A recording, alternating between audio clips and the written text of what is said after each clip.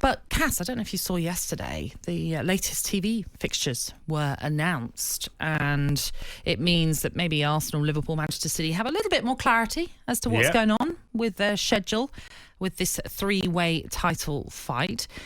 The problem is, Cass, 5 fixtures that they have announced in April are all dependent on how Manchester City and Arsenal fare in the Champions League. So, as I mentioned, they've announced these honestly, when I saw this, I was livid. And it's not an Arsenal problem, it's not a Manchester City problem. So you're talking for the fans' perspective as well? Absolutely. Because the problem is with these fixtures, and they're all caveats. So, for example, Thursday the 25th of April, Brighton against Manchester City, that's been scheduled. This was postponed due to City's FA Cup involvement. They say this one will be moved to the Wednesday should Manchester City be scheduled to play in the Champions League on the 30th of April. Right? So that means they have to put their game back a day if they're playing the following week in the Champions League. This is all dependent on them getting past Real Madrid, obviously. Yeah. It's just balmy. Then on the Saturday, the 27th of April, this is what has already been selected as fixtures. West Ham against Liverpool, that's the 12:30 kickoff. 5:30 kickoff on that Saturday's Everton against Brentford. All fine. No problem whatsoever at this present moment in time. But this is what drives me crazy.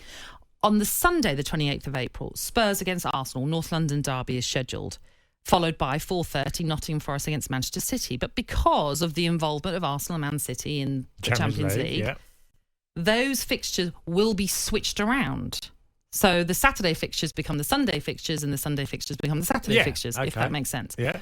Now, in my thinking, why not just assume that that's going to happen anyway and just schedule the fixtures so that, you know, you've got the City, the Forest City game on the Saturday, likewise the North London derby on the Saturday. And therefore, no other team is affected by this because you've already scheduled that. That's too sensible.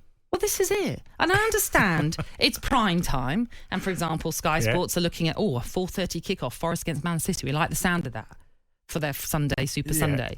But this is absolutely ridiculous and totally unfair on fans. Like I say, you're giving them 10 days' notice to perhaps book their trains, which we all know how expensive trains are, to perhaps book a hotel if required.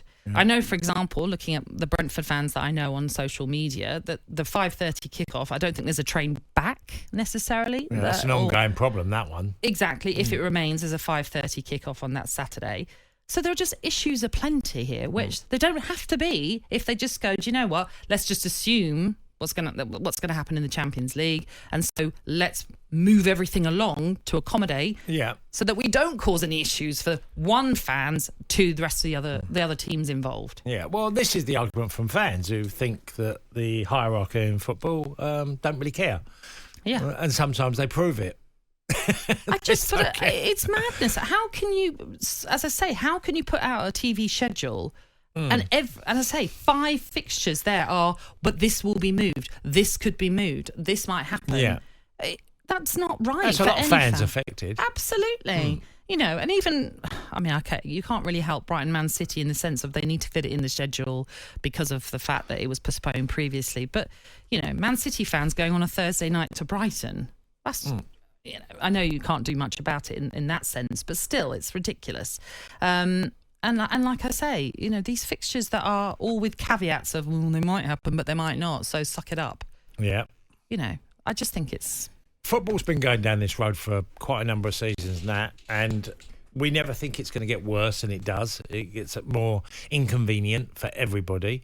And they try and fit things in. Obviously, there's just too much football anyway. If you think of the competitions, how many games are played, and everybody's expanding on, you know, the format of what a competition is, more games, then I don't know how you solve it, because there's loads of, I mean, apart from the fans, there's loads of players getting injured all the time. I don't know if it's just me. All I do is see players getting, you know, this introduction of the 5 substitutions, or, you know, you could make, and then you could make extra ones. It was all done because football knew there was a massive injury crisis happening within the game, because it's just playing game after game after game.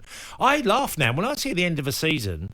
I used to think back, we used to finish in May and we'd report back in start of July. Yeah. I Now, know. maybe that's Doesn't too long happen. and the game has moved on. It's evolved and changed. Okay, get that.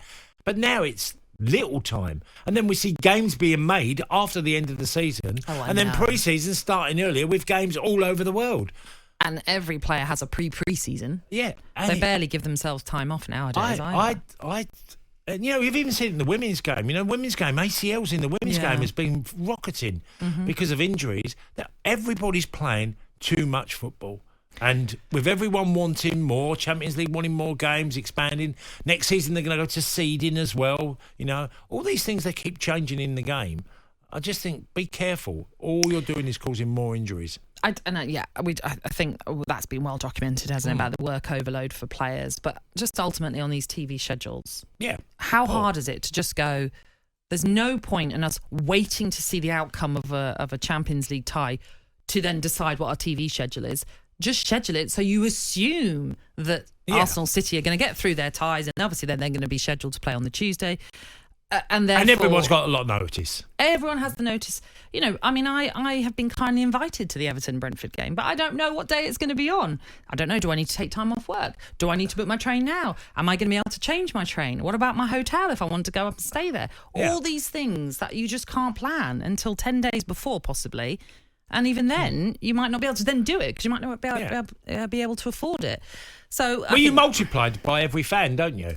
Yeah. If every fan's got decisions like you've just alluded to, Exactly. then lots of people are going to have problems, and it isn't easy. There's also weekends. There's loads of trains repairs and works going on. Exactly. It's The bus incredible. As soon as I see bus replacement, I think, oh no, I can't do that. I can't do it because it's just absolutely ridiculous. So yes. Hopefully, at some stage, they'll suddenly realise actually the fans are quite important, and we do need to start putting them first. I don't think that'll happen. No, you're probably not. You're probably right.